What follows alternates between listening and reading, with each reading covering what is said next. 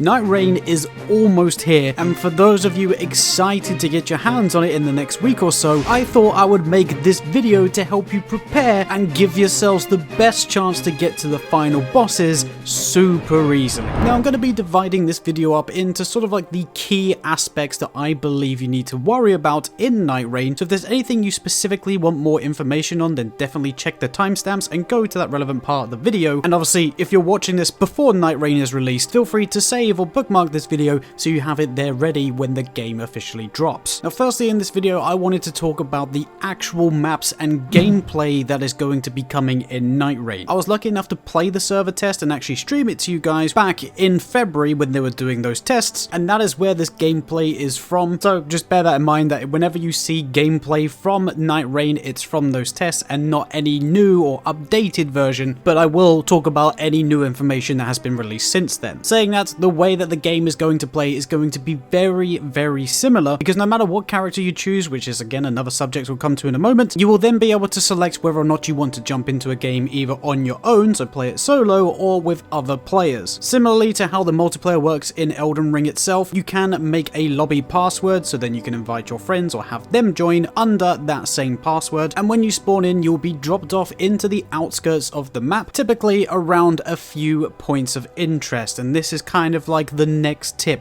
Routing. As soon as you load up your games, I highly advise that you open your maps and make note of the points of interest that are around you, but do not go into them yet. When you spawn in, you typically drop right next to a little mini camp or a little area where there's just general enemies around, which typically also come with a chest or two, and I advise that you take out those mini bases with those enemies inside as soon as possible to not only open those chests to hopefully get some better weapons, but also to get some easy early runes to level up your character. If you're running straight into those points of interest, so like those big cathedrals or the ruins where all of the mini bosses are, you're going to get destroyed, so I heavily advise that you check out those local camps, try and get yourself to at least level 3 or 4 so you can survive, and as I say, open those chests to hopefully find a better weapon, because I'll be honest, if it's anything like the beta test, the starter weapon is almost useless. And then talking about survivability, there is actually a way to increase the amount of flasks you have, and that is by visiting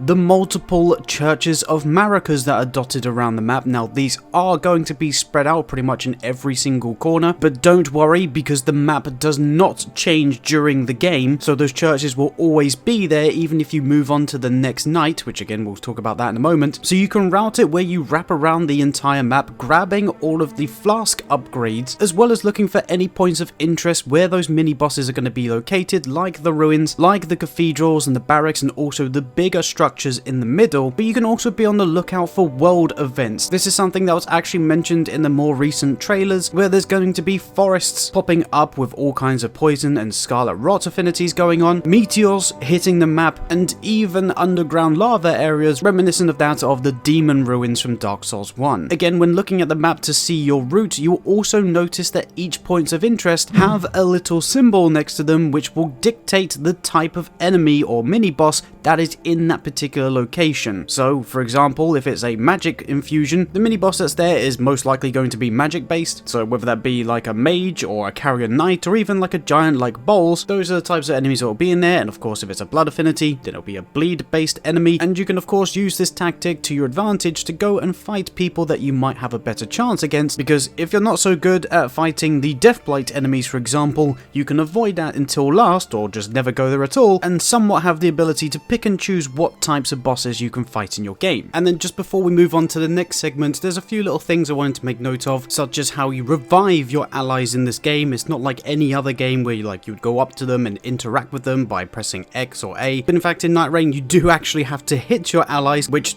don't ask me why. I'm guessing it's kind of like motivation to make sure they don't go down again. Like, your friendlies are hitting you to get you back up, so yeah, that's what you need to do. And what you'll notice with this is they have that like purple bar above their head, and there's 3 segments to it. The more times you go down, the more of those segments are going to be filled, meaning that you need more hits to be revived, and it is in your best interest to try and revive your allies, because if they fully bleed out, they will lose 1 level. So let's just say, for argument's sake, you've leveled up to level 10. If if you then go down and fully bleed out, you'll then lose a level, going back to level 9. And just like base game Elden Ring, if you do fully bleed out, your runes will be left on the floor where you died, so you can go back and get them. Just obviously note, it's not going to put your level back, but if you had say 20k runes on you at the time, you will be able to get your 20k runes back. Also, just quickly, I believe you can use consumables and also spells and incantations to revive your friends. It doesn't have to be like a physical weapon hitting them physically. It can be, say, something like glintstone pebble hitting them, or like a black flame orb. I believe in the test some things were and weren't working with consumables, so that might be fixed for the main game, but definitely try and test out if throwing knives will work, because it might be handy to keep a bunch of them in your consumable slots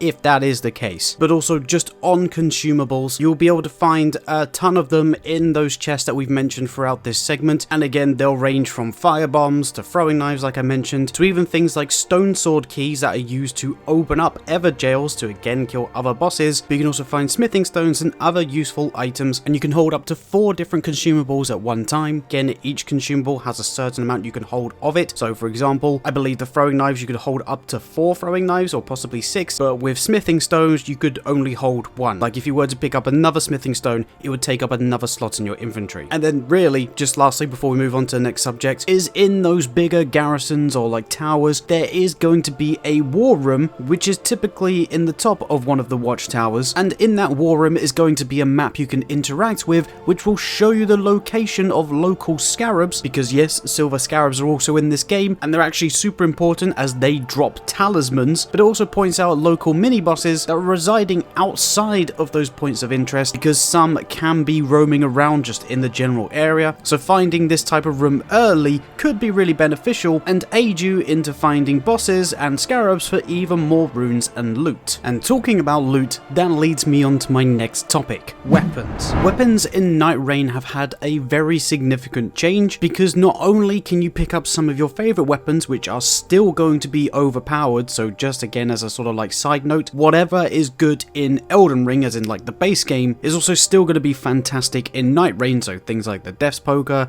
Eleanor's Pole Blade, Bloodhound's Fang, they're all still going to kick bosses' asses. But you'll also notice as you're picking all kinds of different weapons up that each one has its own passive buff. Again, I believe this is staying the same, but in the playtest we were able to hold up to 6 items in our inventory, or 6 weapons on our character, but your characters don't have any weight gain, the weapons do not have any requirements, so there's no need to worry about what stats you have, as you can pick up any weapon and use it instantly. And you can also fill up those 6 gaps, which is something that I recommend everybody does. Like I say, each weapon has its own passive buff, and these buffs can include anything from additional health to your character, to additional damage when two-handing or doing a specific move, to also giving you passive benefits like having Great Blade Phalanx being casted on yourself every so often, increase the amount of runes you get per kill, and so on and so on. So whilst you're routing and pillaging those areas and points of interest, beating bosses, getting weapons from said bosses, and also from any local chests, it is ideal to check the weapons that drop on the floor, because even if you say pick up something like the Death's Poker, and that's going to be your weapon you're going to use for the entire run, that's absolutely fine,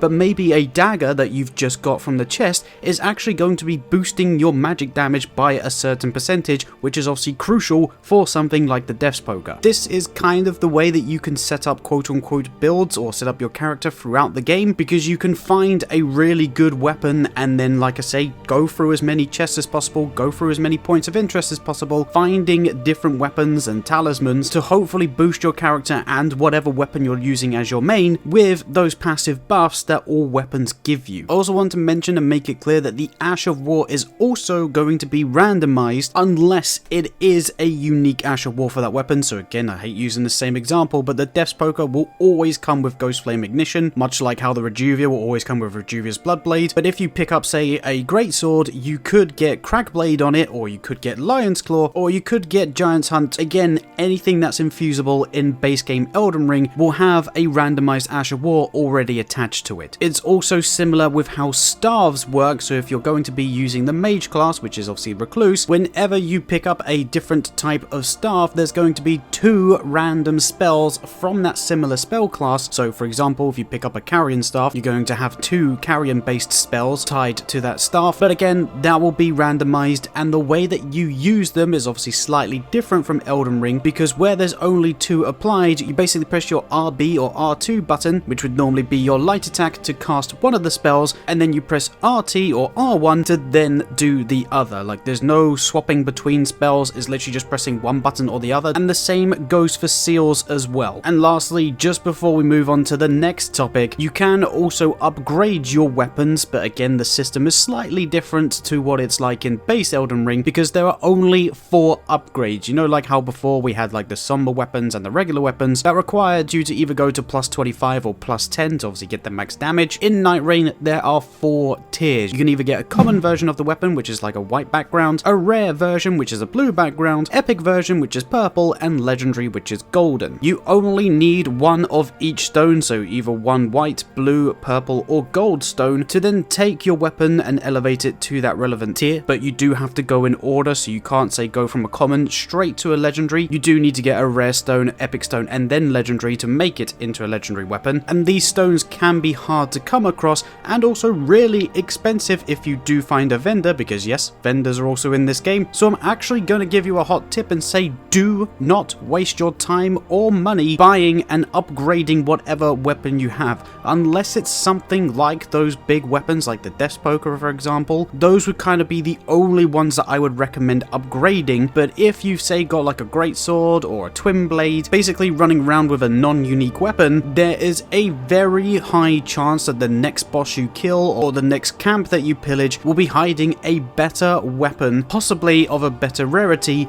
especially if you go into Night 2. Night 1 is typically filled with white and blue rarity, but if you take down the larger bosses, there is a chance you can get purple rarity, because again, it is basically random. But I found in Night 2, so after beating the first night boss, there was a lot of epic rarity weapons and also more unique weapons because of that, making basically any upgrades I made in Night 1 almost redundant instantly. Again, I don't know whether the pricing or the rarity of the stones is going to change in the actual game when it fully releases, and I'll be honest with you, I hope they do, because it's really hard to find. But just by simply leveling your character, upgrading the weapon wasn't too much of an issue, because as I say, you could easily find a better weapon just by taking down some mini bosses or raiding those local camps. So using the upgrade system was literally unnecessary, like you didn't need to do it at all. But just know that is how you upgrade the weapon, and that is how the weapons work. So if you do happen to find like a common Rivers of Blood or Ordovis' Greatsword or something, feel free to take those from common to gold if you can. But for anything regular like a Uchi Katana, there's a very good chance that there's a blue or purple one waiting in the chest just around the corner. And now that we've covered basically everything to do with weapons, including staffs and seals, I now want to move on and focus on the bosses and the night cycles. Before you even join a game, you actually can choose what final boss you want to take on, and there's going to be 8 night bosses available on launch, so you will be able to pick from the list of 8. I'll hopefully have a screenshot of what they could be, because again, at the time of recording this voiceover, we're about 2 weeks away from the official launch, so if any leaks have happened or any new information, it should hopefully be on screen right now. But essentially, you can choose from those 8 bosses as like the final target during your game, but that is of course going to be the final boss that you will fight if you manage to get to the final area, because when you load up your game after selecting that final boss, you will then enter day 1 of a 3-day cycle. Essentially, there are going to be 2 main bosses you need to take down, one on day 1 of course, and one on day 2, before you can take down that night boss that you chose before entering the game. But one thing that I do want to point out about all bosses, whether they're mini bosses in those points of interest or these night bosses I'm going to talk about in a moment, when you do defeat the main boss of whatever area you're in, they will then drop rewards for you, which could be extra weapons, but it could also be passive upgrades to your characters. This is why it's also crucial to take down as many points of interest as possible, because obviously the more mini bosses you take down means the more buffs you can potentially get, as well as obviously more runes to level up your character, which leads back to why my first point about routing is so crucial, because if you've got a good route and you start getting better at the movement in the game and getting from point A to point B as quickly as possible, you can obviously take down more of these bosses, getting even more rewards. Now with the night bosses, the rewards are going to be slightly better, because these are kind of like the big boss of that cycle, and for those of you that don't know, the day cycles do last a certain amount of time. Day 1 is actually a lot shorter compared to day 2, so you really have to be on your toes in day 1 to get things set up. But as time is progressing, the circle will get smaller until it eventually forces you to one particular location, where in said location you will then be forced to fight the first night boss. Again, when the game is fully released, this pool of enemies is going to be much larger, but in the beta test it was one of 2 bosses, either the Centipede Demon from Dark Souls 1 or a duo fight of Demi-Human Queen Marika and Demi-Human Swordmaster Owns. The fact that we had a duo fight probably leads us to believe that maybe fights like Ornstein and Smo might be included in this pool of bosses, but essentially the main bosses that we've seen throughout the different Souls games will be appearing as these night bosses. So we might see people like the Smelter Demon, for instance, from Dark Souls 2, Gundyr from Dark Souls 3, literally anybody can pop up, and of course we've seen people like the Nameless King in previous trailers. But I personally think bosses like that will be a Night 2 boss, because if you are successful when beating that Night 1 boss, not only will you get those better rewards, which are heightened versions of the benefits I mentioned earlier, you will then actually start the day 2 cycle, which pushes the storm back, allowing you to go and explore those areas that you hadn't had a chance to get to in day 1. Now there is one thing that's going to happen in day 2, which can actually help you extend the time that you have to roam around, and that's going to be a boss invasion that happens about halfway through the cycle. In the server test, this was always Morgott that was invading us, but I believe when the full game releases, it's again going to be random, or there's going to be a bunch of other bosses that can also do this to you. So maybe that's where the Nameless King comes in, I don't know. But essentially, a boss will invade your world, and they will be targeting one particular person on your team. But of course, if you're playing solo, then it's just always going to be you. But they will be gunning after that person, and I highly advise that your whole team or yourself prioritize beating this boss, because if you do, you actually push the storm back again, giving you even more time to roam around and go to pretty much every single point of interest, killing every single boss possible, obviously getting as many buffs as possible. But whether you defeat that boss or not, the storm will eventually close in and force you into another fight against another night boss. And again, in the beta test, this was either DTS or actually Morgott himself, but these bosses had additional moves. DTS actually had 2 other horsemen that he could literally command around and actually choose who to go against. DTS literally pointed at a player, and then the horseman just drove at you, dealing a high amount of damage at the same time too. So not only did you have to worry about DTS and his regular moveset, he also had minions around which could just come out of nowhere, but he also had additional moves in his moveset, and so too did Morgott. I'm assuming this is also going to happen with any other bosses that get put into the pool of the day 2 bosses. So if we do fight Nameless King, maybe he's going to have additional lightning moves, or the dragon's going to move a bit more freely and have additional moves as well. So Night 2 truly is going to be a test, because as I say, not only do you have to remember what the bosses were previously,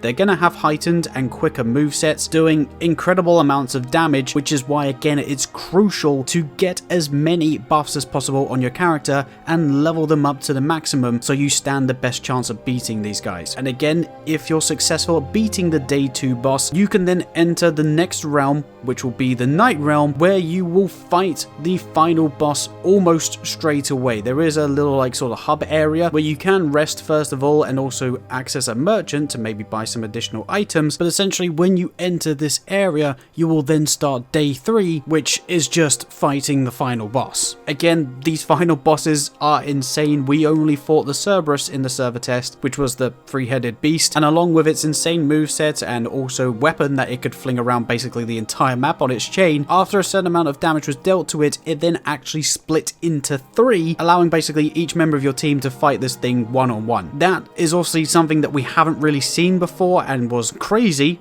the first time seeing it myself, but the other bosses are also going to be doing something similar. They're either going to be changing their element or adding different weapons and skills to their moveset. So do again bear that in mind. We don't have any footage of all the other bosses, but I can guarantee you they're going to have something crazy going on, doing a butt ton of damage to you. So again, it's crucial to bring as best gear to this fight and have your character buffed as much as physically possible to again stand the best chance of beating these things. And then depending on whether you're successful or not, you will get rewarded at the end of your games by receiving gems, which again give additional benefits, but I'll go into those a little bit more in a second. But again, whether you die at the first boss, like on day one, you will still be rewarded. Obviously, the rewards you get are greater the longer you survive in this game, and if you can beat the final boss, then you get the best rewards possible in each match. But that leads me on to the next point of this video. Characters. Now, this is probably going to be the shortest segment of the video because the characters or classes are fairly straightforward. Each class and each character has not only benefits in terms of its stats that get upgraded per level, because again, they're predetermined. When you level up in this game, you can't choose to add extra strength or intelligence or anything like that. Whatever class you chose dictates what stats get improved more than others. So for example, Wilder will be increasing HP and also physical attack damage a bit more, whereas someone like Recluse, who is obviously a mage, will be focusing on magic damage, so intelligence, whilst also increasing your mind, so you can obviously use spells more, but may not have as much health. Another thing that comes predetermined is also the skills or unique abilities that come with each character, and again, they're going to be different on every single one. So the examples that we had available for us for Recluse, Duchess, Wilder, and the Guardian were things like an instant poise breaking move on Wilder, which obviously if you hit successfully can allow you to do a critical hit on any enemy at basically any time, as long as that skill power is available. But then the secondary skill was using his grapple hook to pull you back into the enemy if you're really far away, but you can also follow up with an attack with that grapple hook, again doing a nice amount of damage. And if you want to try out the different skills on all the different characters in the roundtable hold, so before you go into any of your games, there is actually like a training ground outside where you can test these moves, and you can also test all of the weapons that the game has to offer by going into this chest and literally picking out anything that's inside this chest. I'm not going to go into every single class specifically in this video, one, because I only have played with 4 of them and there's going to be 8 total characters when the game fully releases, and 2, there's a lot of information we can delve in with each class, so I'm going to make dedicated videos for each class when the game fully releases. But as I also mentioned in the previous segment about bosses, whenever you complete a game, so even if you die instantly or you go all the way and beat the final boss, you will be rewarded with gems or relics that you can apply to each character. Each character has 3 slots that you can apply these relics to, and again, the benefits of these relics range from things like additional damage or even adding passive buffs of elements, so frost damage or fire damage or even bleed on any attack that you do. Those are obviously very, very useful because even if you just pick up like a regular sword or anything that has a passive cold affinity on it, if you've got that relic that does add that frost proc to your character, you will basically be doing frost procs on any weapon you have. But there's also relics that buff certain characters and their stats, which again can help make a quote-unquote build in this game, giving you buffs for certain things, whether that be additional health, additional strength, or increasing the amount of health you have, for instance. Although we couldn't do this in the server test, these relics are going to be available to be purchased in a shop, and you do get a different form of currency again at the end of your matches, but you can sell, say, lesser relics or relics you're not going to use to this merchant who is going to be available in the roundtable hold. It's actually a little jar bro from Elden Ring who is looking after these relics, and again, you can buy them. I don't know if there's going to be like additional limited versions of these relics, like say legendary versions or special ones that you can only buy through this shop. Again, I don't know how this shop is going to exactly operate, but where there is a currency, we can assume that you're going to be able to buy and sell unwanted relics to get the ones that you really want, obviously then really allowing you to dictate what kind of stats you're improving or what buffs you're adding to your characters before you even jump into your game. Also, a more recent development is that characters are going to have their own remembrance, aka quest lines, during Nightreign as well. You can actually speak to each individual character whilst you're roaming around the roundtable, and by doing that and speaking to these characters when the game is fully released, you'll then learn a little bit more about their story, and they will give you a quest that you can do in your next game. Again, I don't know too many more details about that, like what's entailed with these quests, but we'll obviously cover that when we have our hands on the full release of the game, so you can expect more videos on this. But yes, there is going to be additional lore in this game, There's also going to be additional benefits to doing these quests, like additional items, possibly maybe some unique relics or something like that. But again, just to recap from like a gameplay point of view, like I mentioned at the beginning of this segment, each character's stats are predetermined and also their levels are dictated by these predetermined stats. So some will have more health and more strength, some will have less health but more stamina, and some will obviously have more mind. Because of this, I highly recommend that you try out all characters and find which one best fits your particular playstyle, or at least one that you get along with the most, because if you prefer tanking hits and just smacking everybody with a bing bonk weapon, you're probably more fitted for someone like Wilder. But if you like to be a bit more nimble and cause a lot of devastating damage, warping time itself, then obviously Duchess is going to be the one for you. And that also is going to wrap up this video. That is essentially everything that you need to know in order to survive